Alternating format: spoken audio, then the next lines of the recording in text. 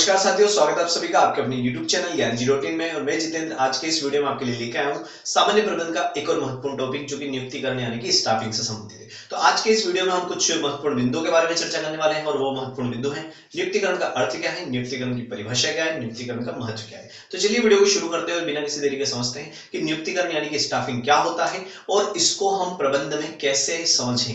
ठीक है, तो यहाँ पर थोड़ा सा हम बुक के लैंग्वेज में समझने वाले हैं। जैसे कि नियुक्तिकरण का नाम सुनते से आप लोगों के दिमाग में ये तो आ गया होगा कि किसी पोस्ट पर किसी व्यक्ति की नियुक्ति करना। लेकिन नियुक्तिकरण का मतलब सिर्फ किसी व्यक्ति की किसी पोस्ट पर नियुक्ति करना ही नहीं होता है। नियुक्तिकरण एक प्रोसेस है, एक प्रक्रिया है जिसके अंदर कई चरण आते हैं और उसे ही हम क्या कहते हैं, नियुक्तिकरण कहते हैं। तो चलिए हम एक एक करके हम समझ लेते हैं कि नियुक्तिकरण का अर्थ क्या है। इसमें दिया गया है कि पद तथा व्यक्ति में सामंजस्य स्थापित करने की समस्त क्रिया को स्टाफिंग कहते हैं। पद और व्यक्ति इन दोनों में सामंजस्य स्थापित करना। सामंजस्य क्या होता है, तालमेल बनाए रखना। तो किसी पद में किसी व्यक्ति के दोनों में आपस में सामंजस्य स्थापित हो जाए वो प्रक्रिया क्या कहलाती है, वो स्टाफिंग यानी कि नियुक्तिकरण कहलाती है। जैसे इसमें दिया है कि स्टाफिंग या नियुक्तिकरण में अधीनस्थ कर्मचारियों की भर्ती, चयन, प्रशिक्षण, पदांकन, पदोन्नति, पदावनति, मूल्यांकन और विकास आदि शामिल होते हैं। तो देखिए, नियुक्तिकरण मात्र ये नहीं है कि किसी व्यक्ति को किसी पद पे आपने बिठा दिया है, नियुक्त कर दिया है, तो वो नियुक्तिकरण या स्टाफिंग हो गया। नियुक्तिकरण में कर्मचारी की भर्ती, फिर उसका चयन, फिर उसका समय समय पे प्रशिक्षण, पदांकन, पदोन्नति, पदावनति, मूल्यांकन और विकास, ये समस्त क्रियाएं जो है ये हम कहें कि ये जो समस्त कार्य किए जाते हैं ये किसके अंतर्गत आते हैं, तो स्टाफिंग के अंतर आते हैं या नियुक्तिकरण के अंतर्गत आते हैं। तो इसे हम जन प्रबंधन भी कह सकते हैं और जन प्रबंधन वस्तुतः प्रबंध का अभिन्न अंग होता है। जो नियुक्तिकरण होती है वो हमारे मैनेजमेंट की सबसे महत्वपूर्ण इकाई मानी जा सकती है या महत्वपूर्ण कार्य माना जा सकता है, क्योंकि जिस उद्देश्य को हमें प्राप्त करना है, जिन लक्ष्यों को हमें प्राप्त करना है, अगर उन लक्ष्यों को प्राप्त करने में हम जिन व्यक्तियों की मदद ले रहे हैं उन व्यक्तियों में ही कार्यकुशलता का अभाव देखा गया तो हम उन लक्ष्यों को प्राप्त नहीं कर पाएंगे। तो नियुक्तिकरण हमारे लिए बहुत ही इंपॉर्टेंट बन जाता है। अगर हम किसी संस्था का, किसी उपक्रम का मैनेजमेंट करते हैं तो आपको क्लियर हो गया होगा कि नियुक्तिकरण क्या होता है, स्टाफिंग क्या होता है। तो जब हम किसी पद और व्यक्ति में सामंजस्य स्थापित करते हैं तो उसे हम स्टाफिंग कहते हैं। और स्टाफिंग मात्र सिर्फ इससे मतलब नहीं है कि किसी व्यक्ति को किसी पद पे बिठा देना। नियुक्तिकरण का मतलब है उसकी भर्ती करना, चयन करना, प्रशिक्षण देना, पदावनति करना, पदोन्नति करना, पदांकन करना, मूल्यांकन करना और विकास करना। आइए कुछ परिभाषा देखते हैं और समझते हैं यहाँ पर कि नियुक्तिकरण अलग अलग विद्वानों के नजरिए से क्या कहा जा सकता है।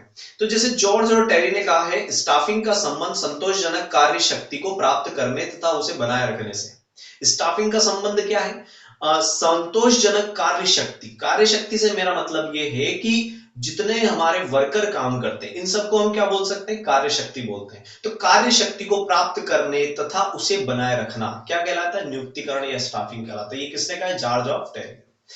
अगला आता है कुंटज और डोनेल ने। तो नियुक्तिकरण का आशय उस प्रबंधकीय कार्य से है जिसका संबंध प्रबंधकों और कर्मचारियों के उपयुक्त एवं प्रभावपूर्ण चयन, मूल्यांकन, विकास से है, ताकि संस्था की संगठन संरचना में वांछित भूमिका निभाई जा सके। देखिए, नियुक्तिकरण मात्र वो नहीं है कि आपने किसी व्यक्ति को किसी पद पर बिठा दिया। नियुक्तिकरण का मतलब यहां दिया गया है कि प्रभावपूर्ण चयन, मूल्यांकन और उसका विकास क्या कहलाता है, नियुक्तिकरण कहलाता है। ये कुंटज एवं ओडोनेल ने कहा है। अगला आता है डेल योडर, यानी कि नियुक्तिकरण एक अधिशासित प्रक्रिया है जिसमें अधीनस्थ कर्मचारियों की भर्ती, चयन, क्षतिपूर्ति, प्रशिक्षण, पदोन्नति, सेवानिवृत्ति आदि शामिल होती है। यानी कि कोई व्यक्ति किसी पद पर नियुक्त होता है तब से लेकर के जब तक वो रिटायर नहीं हो जाता है तब तक की जितनी भी उसके लाइफ में जो प्रोसेस चलती है वो सब किसके अंतर्गत आती है, वो नियुक्तिकरण के अंतर्गत आती है। चाहे वो चयन हो, प्रशिक्षण हो, विकास हो, मूल्यांकन हो, क्षतिपूर्ति हो, सेवानिवृत्ति हो, ये सभी किसके अंतर्गत आती है, नियुक्तिकरण के अंतर्गत आती है। अगला जो डेफिनेशन है यहाँ पर थियो हेमन ने दिया है, स्टाफिंग वह कार्य है जिसका संबंध प्रबंधकों की भर्ती, चयन, विकास और क्षतिपूर्ति से है। तो देखिए, आपने अभी तक जितनी भी डेफिनेशन देखी उन सब में एक चीज आपने कॉमन देखी है कि नियुक्तिकरण मात्र वो कार्य नहीं है जो किसी व्यक्ति को किसी पद पर बिठा दे। उसको बिठाने के साथ साथ उसको बिठाए रखना, यानी कि उसको समय समय पे प्रशिक्षण देना, समय समय पे उसका मूल्यांकन करना, उसका विकास करना, ये सारी चीजें भी किसके अंतर्गत आती है, एक नियुक्तिकरण के अंतर्गत आती है। तो आई होप आप लोगों को नियुक्तिकरण का अर्थ और परिभाषा समझ में आ गई होगी। अब हमें यह देखना है कि नियुक्तिकरण का महत्व कितना होता है, या हम अगर किसी उपक्रम का, किसी संस्था का अगर प्रबंध कर रहे हैं, तो उस प्रबंध में हमें नियुक्तिकरण करते समय किन किन बातों को ध्यान रखना चाहिए, या हमारे लिए नियुक्तिकरण क्यों महत्वपूर्ण मानी गई है। पहला पॉइंट आता है यहां पर उपक्रम की सफलता का आधार। देखिए, हम जिन लोगों को नियुक्त कर रहे हैं उन्हीं लोगों से हम काम करवाएंगे। अगर हमारी नियुक्ति अच्छी नहीं हुई, यानी कि हमने जिन लोगों को नियुक्त किया है उनको ठीक तरीके से नियुक्त नहीं किया, यानी कि हमने भर्ती ठीक नहीं की, चयन ठीक नहीं किया, उनको प्रशिक्षण हमने सही नहीं दिया, उनका सही मूल्यांकन हम नहीं कर पाए, तो उनका विकास नहीं होगा और उनकी कार्य कुशलता में वृद्धि नहीं होगी, जिसका असर सीधे सीधे हमारे उपक्रम पर देखा जाएगा और उपक्रम की सफलता नहीं हो पाएगी। तो नियुक्तिकरण जो है वो इंपॉर्टेंट क्यों है, क्योंकि नियुक्तिकरण अगर अच्छी होती है, हम एक अच्छे योग्य कर्मचारी का चयन करते हैं, उसकी भर्ती करके चयन करते हैं, उसका प्रशिक्षण करते हैं, उसका समय समय पे हम पदोन्नति करते हैं, अगर वो अच्छा काम नहीं करता तो उसकी पदोन्नति भी करते हैं, उसका मूल्यांकन करते हैं और उसका विकास करते हैं। तो इससे हमारे उपक्रम या बिजनेस, हमारे व्यापार का जो हम प्रबंध कर रहे हैं, उसमें हमारा उपक्रम की सफलता होगी, यानी कि हम हमारे लक्ष्यों को प्राप्त कर पाएंगे। अगला यहां पर महत्व आता है निर्धारित नीति के परिपालन में सहायक। देखिए, एक अच्छा कर्मचारी जो होता है, जो शिष्टाचार होता है, जिसके अंदर निहित होता है, या जो आज्ञाकारी होता है, वो अपने उच्च अधिकारी द्वारा दिए गए सभी नीति नियमों का ठीक तरीके से पालन करता है। तो निर्धारित नीतियों के परिपालन में सहायक, यानी कि नियुक्तिकरण अगर अच्छी होती है तो उच्च अधिकारी द्वारा जो नीतियां बनाई गई हैं, जो नियम बनाए गए हैं, उनका अधीनस्थ कर्मचारी काफी अच्छे से पालन करेंगे। तो नियुक्तिकरण हमारे लिए महत्वपूर्ण क्यों है, ताकि निर्धारित नीतियों का परिपालन किया जा सके। अगला आता है कार्य संपादन के लिए आवश्यक। देखिए, हम जो कार्य कर रहे हैं उसको हम ठीक तरीके से संपादित कर दें, ये तभी संभव हो पाएगा जब हमें एक अच्छे योग्य कर्मचारी की नियुक्ति अगर हम करेंगे, क्योंकि एक योग्य कर्मचारी, एक अच्छा कर्मचारी ही कार्य को कम समय में अच्छे तरीके से पूर्ण कर सकता है या संपादित कर सकता है। तो नियुक्तिकरण का महत्व क्यों है कि हम नियुक्ति करते समय ये ध्यान रखें कि जो हम जिन कर्मचारियों को भर्ती कर रहे हैं या जिनका चयन कर रहे हैं, जिसको हम प्रशिक्षण दे रहे हैं, वो अपनी कार्य कुशलता का सही इस्तेमाल करें। अगला आता है औद्योगिक विकास में सहायक। देखिए, उद्योग जो होते हैं वो मानव संसाधन के आधार पर ही कार्य करते हैं। चाहे कितना ही मशीनीकरण हो जाए, फिर भी मशीनीकरण के साथ साथ मानव संसाधन भी हमारे लिए बहुत आवश्यक हो जाते हैं। तो जब हम इन मानव संसाधनों की नियुक्ति करते हैं, यानी कि भर्ती, चयन, प्रशिक्षण, इनका जो मूल्यांकन है, इनकी जो पदोन्नति, इनका जो विकास है, ये जब हम करते हैं, तो ऐसी कंडीशन में हमें यहाँ पर ये ध्यान रखना होगा कि हम अगर अच्छे एक योग्य कर्मचारी, एक श्रमिक को अगर नियुक्त करेंगे जो अपने कार्य में निपुण है, तो ऐसी कंडीशन में हमारे उद्योगों का विकास होगा और न्यूनतम लागत में अधिकतम हमें अच्छा या उत्तम क्वालिटी का माल उत्पादित या उत्पादन हमें प्राप्त होगा। अगला यहाँ पर महत्व आता है श्रम शक्ति का श्रेष्ठतम उपयोग। देखिए, हमारी जो ये श्रम शक्ति है, जैसे कि मैंने आपको कहा है कि जो कर्मचारी वर्ग होते हैं वो क्या कहलाते हैं, वो उस उपक्रम, उस संस्था की श्रम शक्ति कहलाती है, यानी कि श्रमिक वर्ग कहलाते हैं, जो मजदूर वर्ग होते हैं।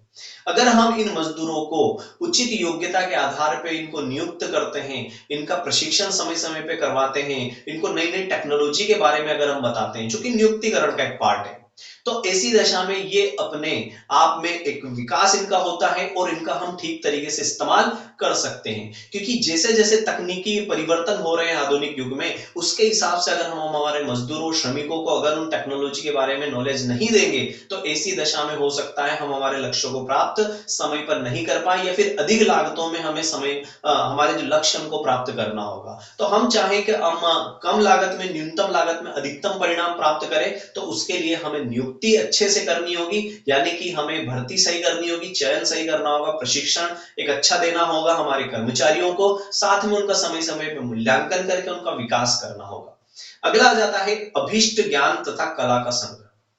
देखिए, कोई एक व्यक्ति संपूर्ण रूप से परिपक्व नहीं होता है हर कार्य में, तो ऐसी दशा में अलग अलग जो कला होती है, अलग अलग जो ज्ञान होते हैं, उन अलग अलग ज्ञान और कला के आधार पे हमें व्यक्तियों की नियुक्ति करनी चाहिए। कोई किसी कार्य में अच्छा अद्भुत प्रदर्शन कर लेता है, कोई किसी कला में अच्छा निपुण होता है, तो उनके कलात्मक या ज्ञान के आधार पे हमें नियुक्ति करनी होगी। तो नियुक्तिकरण का महत्व क्यों है? ताकि अभिष्ट ज्ञान तथा कला का संग्रह हो सके। हम विभिन्न प्रकार के श्रमिकों को या कर्मचारियों को या अधीनस्थों को एकत्रित करेंगे, उनको नियुक्त करेंगे, तो ऐसी कंडीशन में हम उनका अच्छा सा संग्रह कर सकते हैं और उनका अच्छे से इस्तेमाल कर सकते हैं, ताकि हम न्यूनतम लागत में अधिकतम उत्पादन या उच्च कोटि का उत्पादन हम कर सकें। अगला आता है रोजगार के अवसर में वृद्धि। देखिए, नियुक्तिकरण एक ऐसी प्रोसेस है जो बेरोजगारी को समाप्त कर देती है, यानी कि हम बात करें रोजगार के अवसर को बढ़ाती है, उनमें वृद्धि करती है। तो नियुक्तिकरण का महत्व इसलिए भी देखा गया है कि जो हमारा समाज है जिसमें एक बेरोजगारी एक बहुत बड़ी समस्या है, इस समस्या के समाधान के लिए नियुक्तिकरण एक महत्वपूर्ण बिंदु माना गया है, ये एक अच्छा ऑप्शन माना गया है। अगला जाता है मानव संसाधन विकास। देखिए, हमें पता है कि ये जो मानव है, ये एक संसाधन के तौर पे, जैसे भौतिक संसाधन होते हैं, तो किसी भी उपक्रम की तरक्की या उसकी विकास की अगर बात करें, उसकी उपलब्धि की बात करें, तो वो किस पर निर्भर होती है? उस मानव संसाधन पर निर्भर होती है। भौतिक संसाधन अपनी जगह सही है, लेकिन मानव संसाधन के बिना कोई भी कार्य, कोई भी उपक्रम, कोई भी संस्था अपनी सफलता प्राप्त नहीं कर सकती है, अपने लक्ष्यों को प्राप्त नहीं कर सकती है। तो मानव संसाधन का विकास कब होगा? जब एक अच्छी नियुक्ति होगी। जब तक नियुक्तिकरण अच्छा नहीं होगा, तब तक मानव संसाधन का विकास भी नहीं होगा, क्योंकि इसमें हम क्या करते हैं, कर्मचारियों की भर्ती चयन के बाद उनको प्रशिक्षण भी देते हैं, नई नई टेक्नोलॉजी के बारे में बताते हैं। तो साथियों, आज के इस वीडियो में हमने देखा कि नियुक्तिकरण का अर्थ क्या होता है, नियुक्तिकरण की परिभाषा क्या है और नियुक्तिकरण के क्या क्या महत्व है। आई होप आप लोगों को वीडियो पसंद आया होगा। अगर वीडियो पसंद आया तो इसे लाइक कीजिए, शेयर कीजिए, कमेंट कीजिए। इसी प्रकार के वीडियो के लिए हम फिर मिलेंगे, तब तक के लिए थैंक्स एंड कीप वॉचिंग।